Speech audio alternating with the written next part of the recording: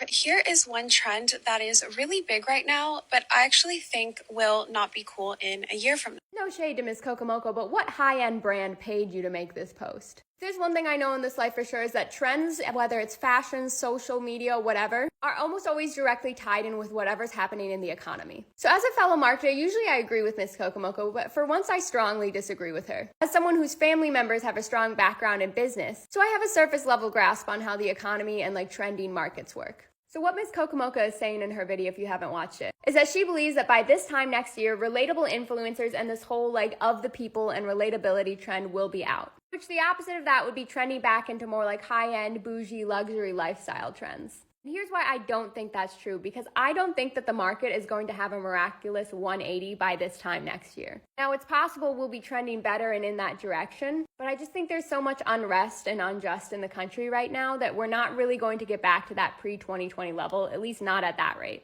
And I know I've talked about this before, but let me show you some examples to justify what's going to happen. Now, if we remember the economy pre the 2028 big crash, we were obsessed with trendy, high-end, flashy, super wealthy celebrities like Miss Paris Hilton. Love her. Our trends were very flashy. We had the juicy couture tracksuits. We had very big jewelry. Logos were on everything. We had lots of Louis Vuittons. Wealth was trending. But then after the recession, no more logos, no more bougie whatevers. Around that 2008 to 2012 era, we had the rise of reality television and more relatable celebrities. And in this era, we especially started seeing YouTube influencers like Miss Tana Mojo start to rise even higher. Because when you're in a recession, exuberant wealth and unnecessary spending is not trending well. And vloggers and people you can relate to are what become popular. But then around 2015-ish to 2019, we started to see the rise again of wealth in the media. The economy was doing better, so we saw a lot of models and very rich celebrities living luxury lifestyles, and a lot of Nepo babies were trending. So again, that unattainable lifestyle became very popular.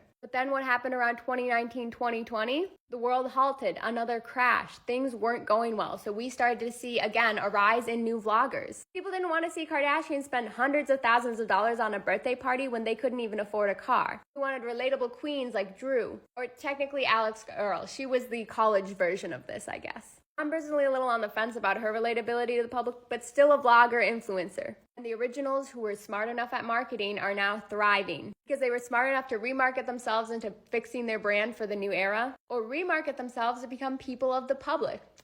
And we do have to give Miss Paris some credit from being able to market herself from being luxury lifestyle to suddenly of the people. I love a marketing queen. But yeah, unless we see the economy just take a 180 here in the next year, I don't think anyone's tired of relatability.